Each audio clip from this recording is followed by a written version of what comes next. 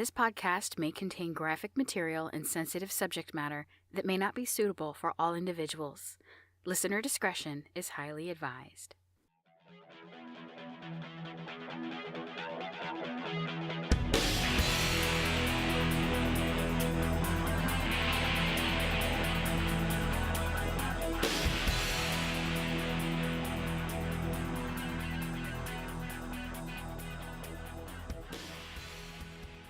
Welcome, everybody, to the very first episode of the Subjective Noise Podcast. My name is Sherry Holland, and I will be your host through this journey of mush I try to pass off as entertainment. The topic of today's show is that of true crime, a murder that happened in my hometown of Charlotte County, Florida, to someone that I actually went to school with. But first, I want to say a huge thank you to the group Pipe Choir for allowing me to use their music in this podcast. And if you like what you hear, you can go to their website at www.pipechoir.com. Go there. They have tons and tons of great music. Also, as you may already know, podcasts rely on feedback and comments from listeners to let us know what you like or what you don't like, or maybe a topic for a future episode. So please go ahead and find us on Facebook at www.facebook.com/subjectivenoise, or on Twitter with the Twitter handle @subjectnoise, or you can even shoot me an email at subjectivenoise@yahoo.com. Every single email, post, comment, tweet, and like will be read by me, seen by me personally, and responded to. I will throw my special thanks in at the end of this episode because now I'm done throwing out all of the lame stuff and all of the thank yous. Now it is time for crime. See you at the crossroads, so you won't be lonely.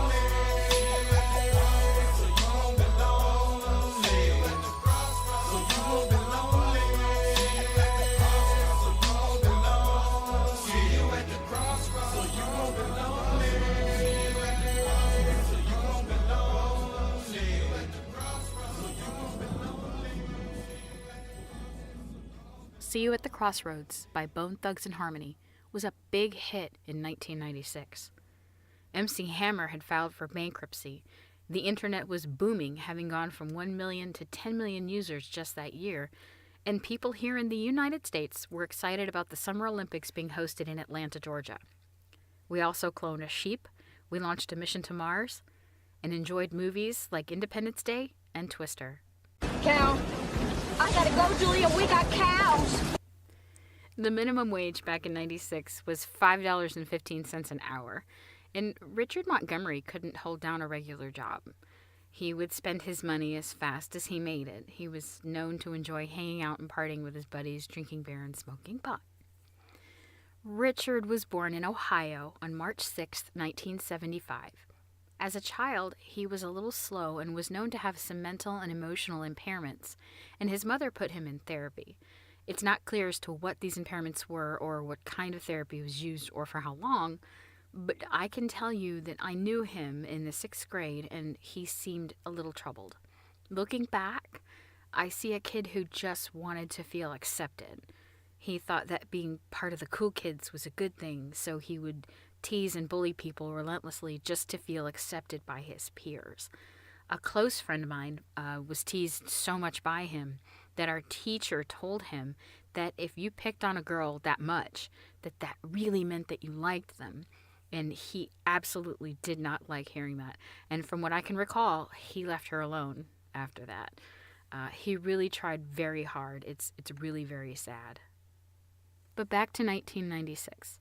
Richard was now a 21-year-old man with brown hair and bright blue eyes.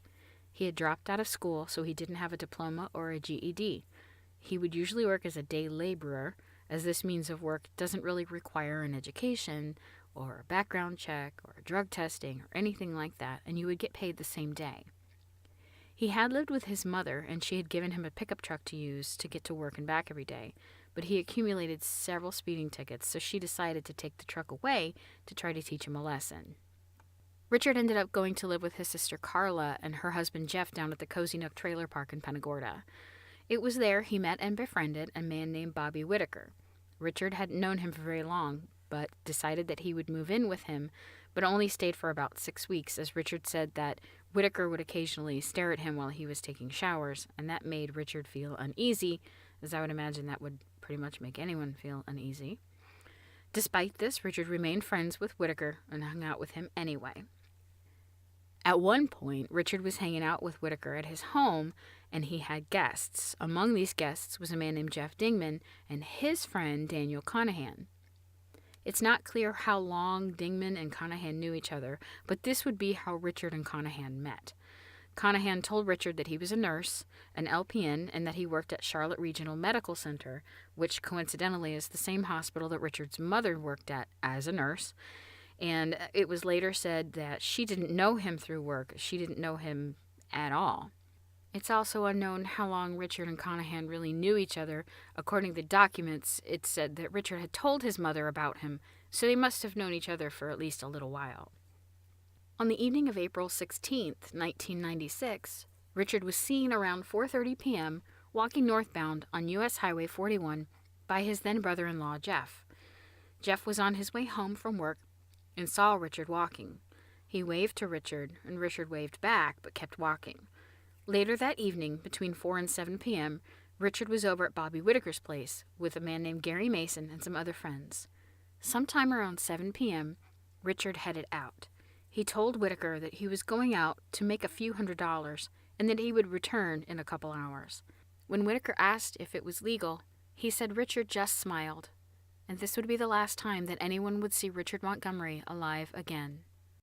The next day, April 17th, 1996, at around 12:05 p.m., Charlotte County Police received a call from Thomas Reese and Mike Tisch, both workers for the Charlotte County Public Works Division, while they were land surveying close to the intersection of Tremblay Avenue and Willow Street in northern Charlotte County. They had come across what they thought was a human head in the woods. Charlotte County detectives responded to the scene, where they confirmed that it was in fact a human head, and after a preliminary search of the area, also found a human pelvis and upper torso.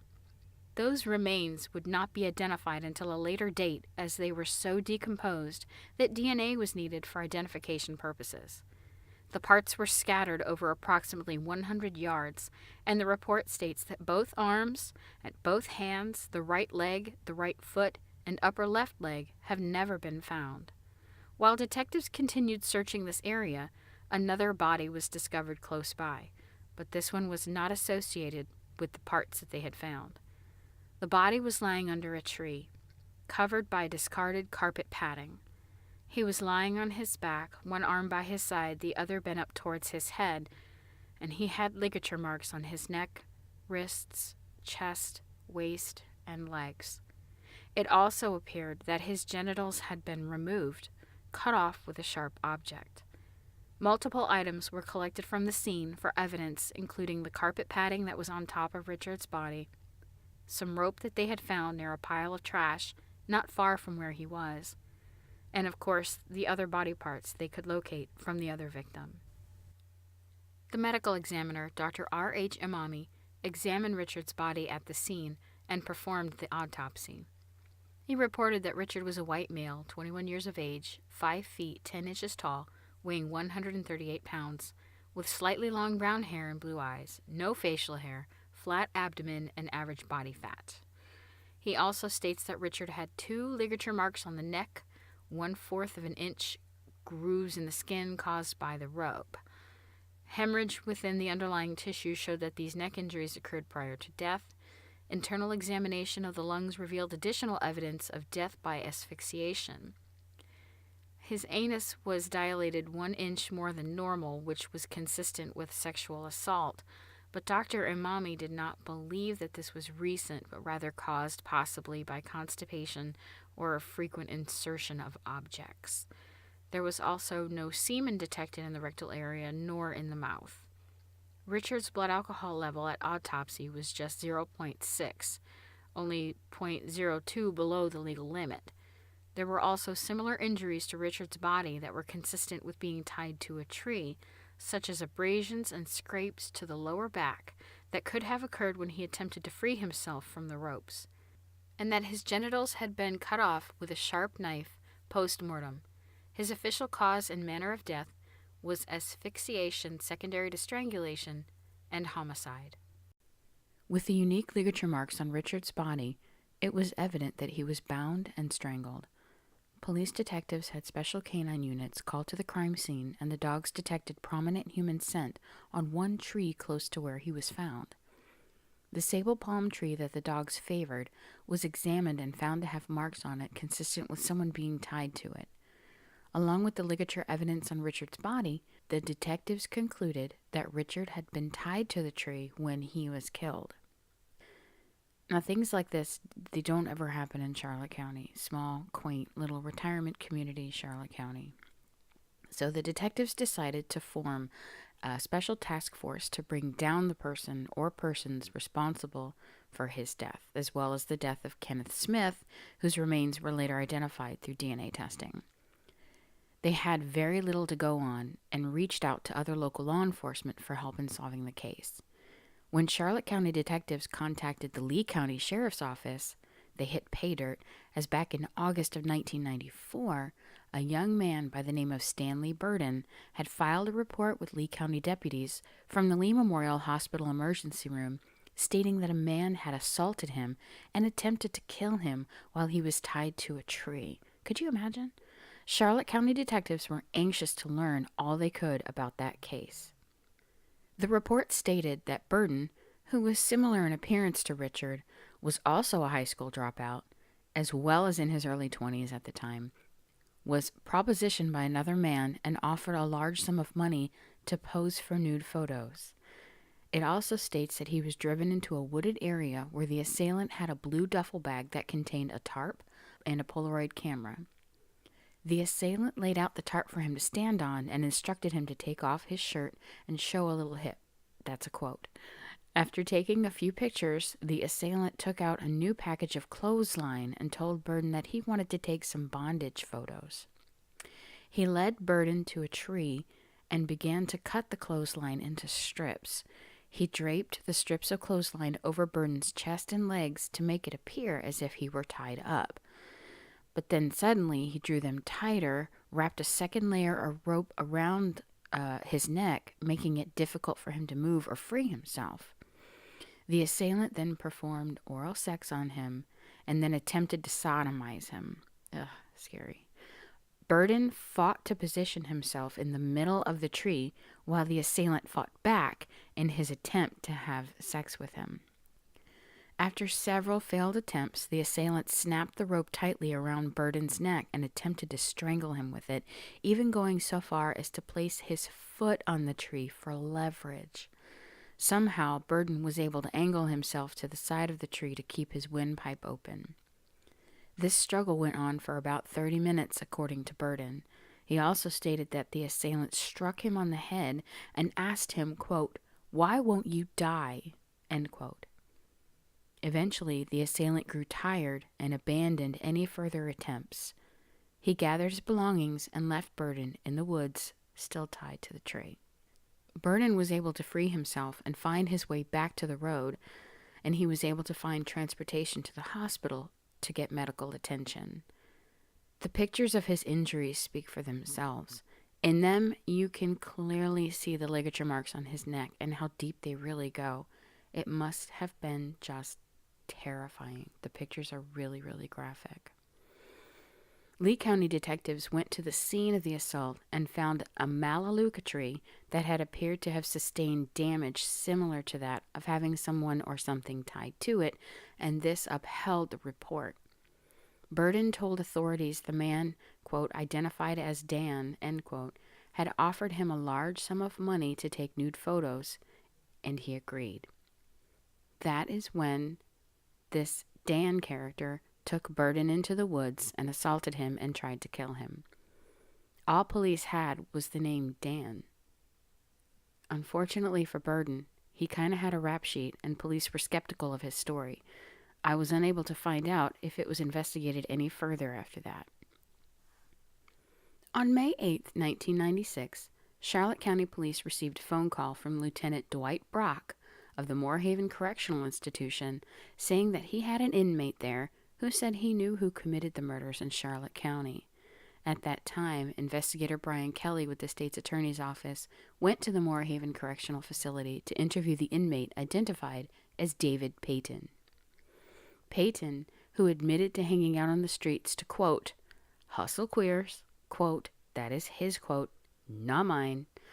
He stated that in early March of 1995 in Fort Myers, which is the town south of Charlotte County, about a 20-minute drive or so from Punta Gorda, he was picked up by a white male in a blue car. This man approached him and offered to go, quote, blow some joints, which was slang for smoking pot, and Payton agreed. They both got into the car, and the man gave Payton a joint. He said that they then stopped at a convenience store, and the white male went in and bought some beer.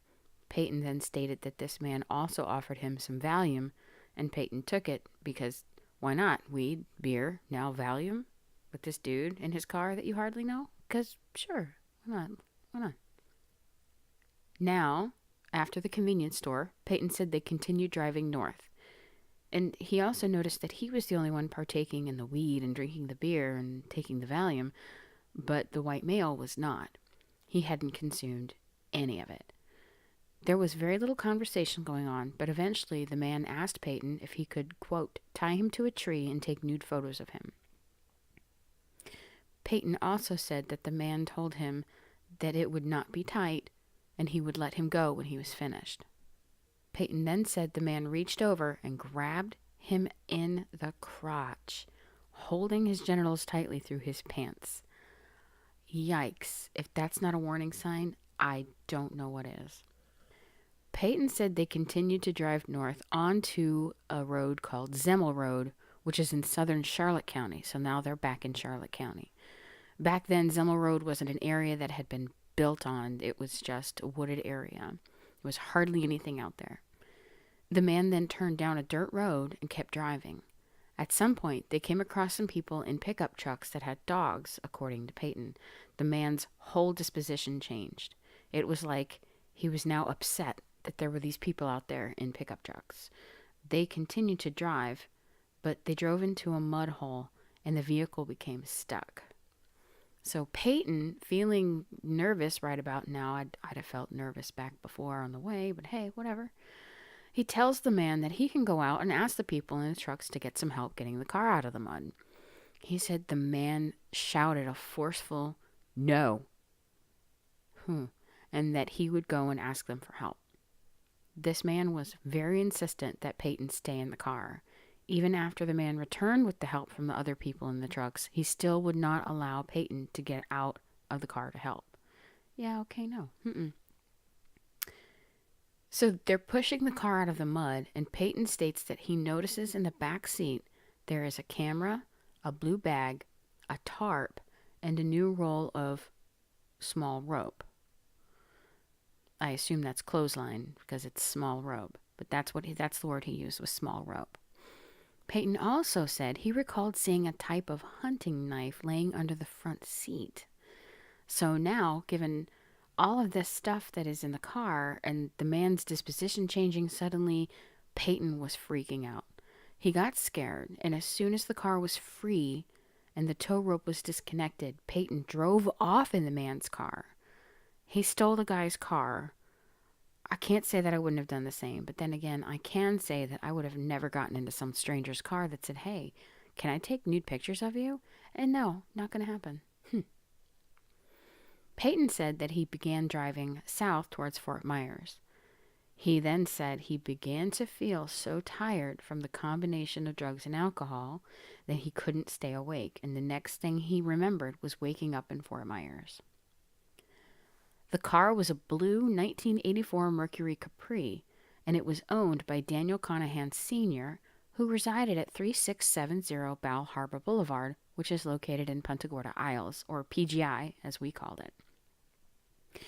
It is the high end of Charlotte County, full of pricey houses and condominiums that are either near or on the Gulf of Mexico. It's a very, very swanky place to live. It's big and beautiful, and we live in PGI, and that was bragging rights. It's still kind of bragging rights. So Daniel Conahan Sr. reported the car stolen to Charlotte County deputies on March 5th, 1995.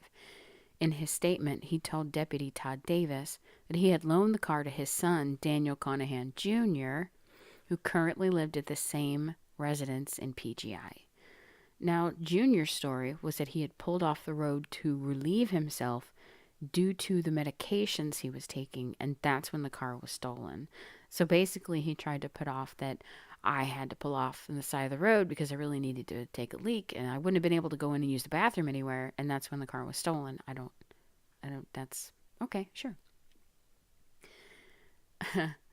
Detectives did a search on the vehicle and found that the car was used by Conahan Jr. on a regular basis, as he had some accidents and received citations in this particular car during the time between March of 95 and May of 96. They obtained a driver's license photo of Conahan Jr. and put it in a photo lineup with 5 other photos to see if Peyton would recognize him as the man in the blue car.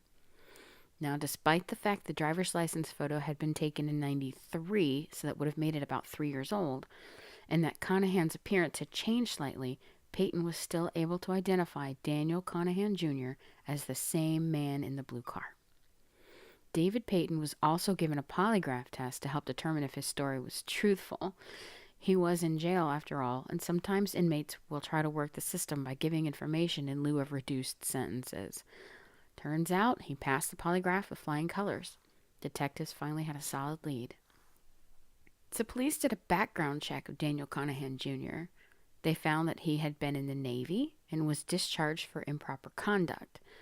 Turns out he was almost court-martialed for soliciting and homosexual activities. Now, this is back in the 70s. So, in his defense, this was a time where minds were almost completely closed off to that lifestyle. And it was said that as a young man, his parents saw his homosexuality as a mental illness and attempted to seek counseling for him. That could have had something to do with how he turned out. I personally have empathy for people, and I know what he did was all kinds of wrong. But you wonder what his life was like as a youth. What happened to him that made him do the things he did. What this counseling did, how it affected him, how it, just I can't even wrap my head around being raised in the 70s and being homosexual and knowing who you are and what you feel and then not being able to tell anybody about it. That's got to be just a nightmare. It doesn't justify killing someone, but I still feel bad for people that have had to go through that. Police looked a little closer at Daniel Conahan Jr. They found out that he was, in fact, a nurse, like he had told Richard in the beginning.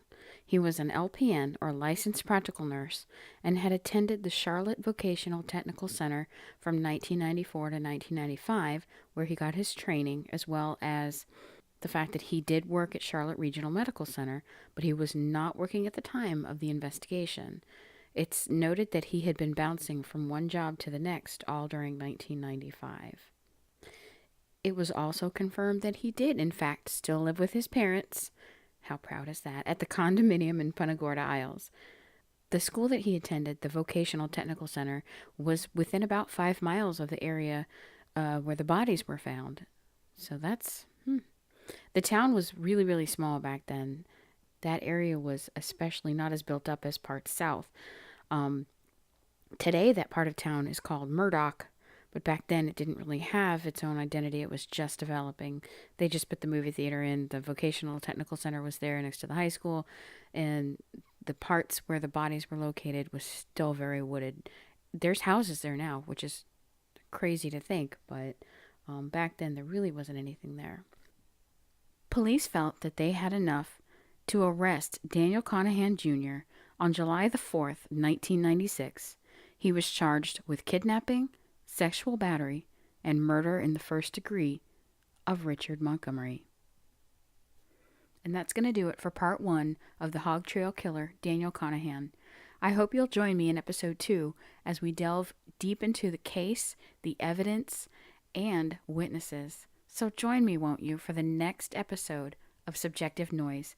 Thank you so much for listening, and we'll talk to you soon.